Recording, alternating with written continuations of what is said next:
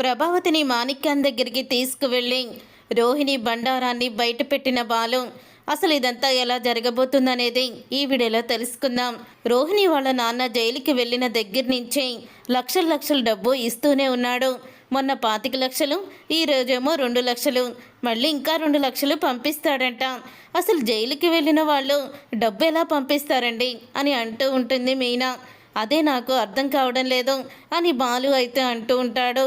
ఈలోగా రాజేష్ అయితే బాలుకి ఫోన్ చేసి, ఒక ట్రిప్ వచ్చిందిరా, నేను వేరే ట్రిప్ మీద వెళ్తున్నాను, ఇతను బాగా తెలిసిన అతను ఇక్కడే, నువ్వు వెళ్ళి అతన్ని పిక్ చేసుకో అని అంటూ ఉంటాడు.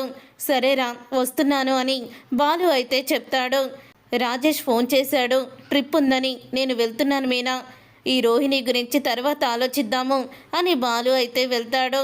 అప్పుడే ఇక మీనా అయితే తన పని తను చూసుకుంటూ ఉంటుంది. ఇక బాలు అయితే రాజేష్ ఎవరినైతే చెప్పాడో ఆ కస్టమర్ని అయితే ఎక్కించుకుంటాడు. ఎక్కించుకున్న తర్వాత, సార్ మీది ఈ ఊరేనా అని అడుగుతూ ఉంటాడు బాలు. ఈ ఊరే, నువ్వు రాజేష్ ఫ్రెండ్వా అని అడుగుతూ ఉంటాడు. అతనైతే, అవును సార్, మీరేం చేస్తారు ఇక్కడ అని అంటూ ఉంటే, నేను ఇక్కడ మండల ఆఫీస్లో ఆఫీసర్గా పనిచేస్తున్నాను బాబు అని అంటూ ఉంటాడు. సరే సార్, ఇప్పుడు ఎక్కడికి తీసుకువెళ్ళమంటారు అని అడుగుతూ ఉంటాడు బాలు అయితే. అప్పుడే, మా ఇంటికే పోనీవు బాబు, మధ్యలో కొంచెం బస్తీలో పనుంది, అక్కడ ఆ పని చూసుకొని వెళ్దాము అని అంటూ ఉంటే, సరే సార్, మీ గురించి మా రాజేష్ చెప్తూ ఉంటాడు, మీరు చాలా మంచివారని, వాడు ఏ ట్రిప్ ఉన్నా సరే మీరు ఎక్కే ట్రిప్ మాత్రం అస్సలు కూడా వదలడు, ఈరోజు వాడికి వేరే ట్రిప్ వచ్చిందని నన్ను వెళ్ళమన్నాడు అని అంటూ ఉంటే, పర్వాలేదులే బాలు, నీ గురించి కూడా రాజేష్ చెప్తాడు, నువ్వు రాజేష్కి బెస్ట్ ఫ్రెండ్ అని, ఏ కష్టం వచ్చినా సరే ముందు నీతోనే చెప్పుకుంటానని చెప్పాడు. ఇద్దరు ఇలా బెస్ట్ ఫ్రెండ్స్గా ఎప్పుడూ కూడా సంతోషంగా ఉండాలి అని అంటూ అతనేమో చెప్తూ ఉంటారు. అప్పుడే ఇక బాలు అయితే థ్యాంక్స్ సార్ అని అంటూ ఉంటాడు. సార్ బస్తీకి వచ్చాము అని అంటూ ఉంటాడు. బాలు అయితే, సరే బాలు, ఇక్కడే దగ్గరలో మటన్ కొట్టుంది, అక్కడ మటన్ తీసుకొని వచ్చేస్తాను, ఒక 5 నిమిషాలు వెయిట్ చెయ్యే అని అంటూ ఉంటే, అయ్యో సార్, మీరెందుకు కిందకి దిగుతున్నారు, నేనున్నాను కదా, నేను వెళ్ళి తీసుకొస్తాను అని అంటూ ఉంటే, బాలు, అతనికి డబ్బులు ఇవ్వాల్సిన అవసరం లేదు, అతనికి నా పేరు చెప్పు, మండల ఆఫీసులో పనిచేస్తారు రవీంద్ర సార్ అంటే అతనికి తెలుస్తుంది, అతని పేరు మాణిక్యం అని అంటూ ఉంటే, అప్పుడే ఇక ఒక్కసారి బాలు అయితే, మాణిక్యమా, ఇదేంటి, నాకు వెంటనే ఆ మలేషియా మావి గుర్తుకొస్తున్నాడు మాణిక్యం అనగానే, సరే సార్ మీరు ఇక్కడే ఉండండి అని అంటూ ఉంటే, ఆ మాణిక్యానికి సినిమాలు పిచ్చి ఎక్కువయ్యా, ఏదో ఒకటి వాగుతూనే ఉంటాడు, అతని వాగుడేమీ పెద్దగా పట్టించుకోకు, నాకు అప్పుడే 10 సంవత్సరాల నుంచి అతను ఇక్కడే మటన్ కొట్టు పెట్టుకొని ఉన్నాడు, ఇతని దగ్గరే మటన్ తీసుకువెళ్తూ ఉంటాను, కొంచెం ఓగుడు ఎక్కువ, ఏమి అనుకోకు అని అంటూ ఉంటే, సరే సార్ నేను చూసుకుంటాలేండి అని బాలు అయితే చెప్తాడు. అప్పుడే ఇక బాలు అయితే మటన్ కొట్టు దగ్గరికి అయితే వెళ్ళబోతూ ఉండగా, అప్పుడే మటన్ కొట్లో మాణిక్యాన్ని అయితే చూస్తాడు బాలు. ఇక మాణిక్యాన్ని చూసి ఒక్కసారి షాక్ అయిపోతూ ఉంటాడు. అప్పుడే ఇక బాలు అయితే, అమ్మ మలేషియా మావయ్యో, నువ్వు నిజంగానే మటన్ కొట్టుకునేవాడివా, అందుకనే మేక భాషతో మాట్లాడేవాడివా, అమ్మో నీ మోసం మామూలు మోసం కాదుగా, నిన్నేం చేస్తానో చూడు అని దగ్గరికి ఇక వెళ్ళబోతూ ఉంటాడు. బాలు అయితే, లేదు లేదు, ఇప్పుడు నేను వీడిని పట్టుకొని 4 తన్ని నిజం తెలుసుకున్నానే అనుకో, కానీ మా అమ్మకి చెప్పినా అక్కడ వాళ్ళు సాక్ష్యాలు అడుగుతారు, లేదు డైరెక్ట్గా నేను వీడిని రెడ్ హ్యాండ్గానే పట్టించాలి, ఏం చెయ్యాలి అని అనుకుంటూ ఉంటాడు. అప్పుడే ఇక బాలుకి ఒక ఆలోచన వస్తుంది. పక్క నుంచి ఒక అతను వెళ్తూ ఉంటే, సార్ అతని దగ్గర ఇలా మండల ఆఫీసులో రవీంద్ర సారు మటన్ తీసుకురమ్మన్నారని చెప్పి తీసుకురండి సార్ అని అంటూ ఉంటే, సరే అని అంటూ ఉంటాడు. అతను వెళ్ళి మాణిక్యంతో చెప్తాడు. ఇక కారులో కూర్చున్న రవీంద్రని అయితే ఆఫీసర్ని అయితే చూస్తాడు మాణిక్యం. ఇక చూసిన తర్వాత, ఓకే ఓకే సార్ ఇస్తున్నాను అని మాణిక్యం అయితే అంటాడు. ఇక మాణిక్యం చుట్టుపక్కల ఏమీ కూడా పట్టించుకోడు. ఇక మటన్ ఇచ్చేస్తాడు. ఆ మటన్ తీసేసుకొని ఇక బాలు అయితే బయలుదేరుతాడు.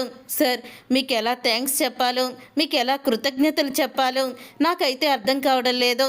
ఈరోజు మీరు చేసిన పని మామూలు కాదు సార్, మా ఇంటికి ఎంతో మేలు చేశారు అని అంటూ ఉంటాడు. బాలు అయితే నేను మీ ఇంటికి మేలు చేయడం ఏంటయ్యా అని అడుగుతుంటే, అవును సార్ మీరు మాకు మేలే చేశారు, ఆ తర్వాత మీకు వివరంగా చెప్తాను అని అంటూ అతన్ని ఇంటి దగ్గర డ్రాప్ చేసేసి ఇక బాలు అయితే ప్రభావతికి ఫోన్ చేస్తాడు. ఫోన్ చేసి, అమ్మ మాతావతి ఒకసారి నేను చెప్పిన ప్లేస్కి నువ్వు రా, కానీ నేను పిలిచినట్టు నిన్ను ఎక్కడికి తీసుకువెళ్తున్నానో ఎవ్వరికి కూడా ఇంట్లో చంపొద్దు, పని మీద బయటకు వస్తున్నాననే చెప్పు అని అంటూ ఉంటాడు. బాలు అయితే ఏంట్రా అలా మాట్లాడుతున్నావు, అసలు ఎక్కడికి తీసుకువెళ్తున్నావు, నన్ను ఏదైనా వృద్ధాశ్రమంలో పడేయడానికి తీసుకువెళ్తున్నావా అని అంటూ ఉంటుంది. ప్రభావతి నువ్వేమీ ముసల్దానివేం కాదు కదా నిన్ను వృద్ధాశ్రమంలో వేయడానికి, నిన్ను వృద్ధాశ్రమంలో వేస్తే అక్కడ ఉన్న వాళ్ళందరూ పారిపోతారు, కానీ దాని కాదు, నేను చెప్పినట్టు చెయ్యి, తొందరగా రా అని అంటూ ఉంటే సరే అని ఇక వెంటనే ప్రభావతి బయటికి వస్తుంది. ప్రభావతిని కారులో తీసుకువెళ్తాడు బాలు. ఇక కారులో తీసుకువెళ్తూ బాలు అయితే అంటూ ఉంటాడు, ఈరోజు నువ్వు గుండెను గట్టిగా పట్టుకొని ఉండు, కొన్ని నిజాలు నీకు తెలియబోతున్నాయి అని బాలు అంటూ ఉంటే ఏంట్రా నిజాలు అని ప్రభావతి అంటూ ఉంటుంది. అప్పుడు ఇంకా బాలు అయితే చెప్పాను కదా కొన్ని నిజాలు అని అంటూ ఉంటాడు.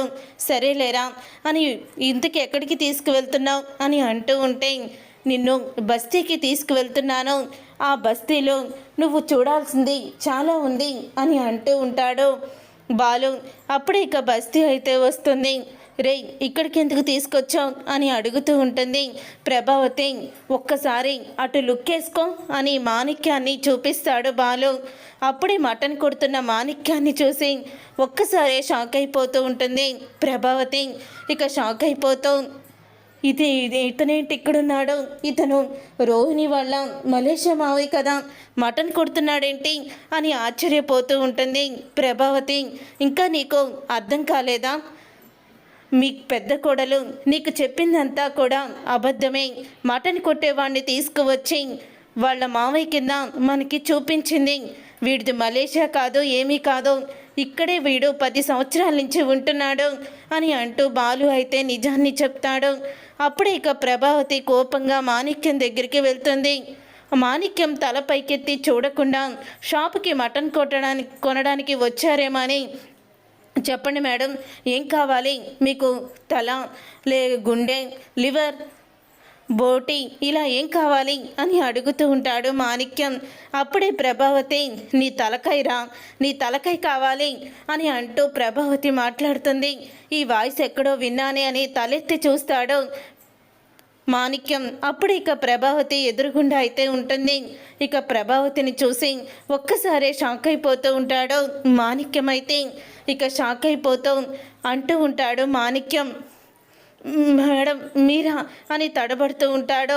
ఏరా మలేషియా నుంచి వచ్చానని మా దగ్గర అబద్ధం చెప్తావా, ఎందుకు డ్రామా ఆడావు చెప్పరా, లేకపోతే నువ్వు కొట్టే మటన్ని కత్తితోనే నీ పీక కోసేస్తాను అని అంటూ ఉంటుంది ప్రభావతి.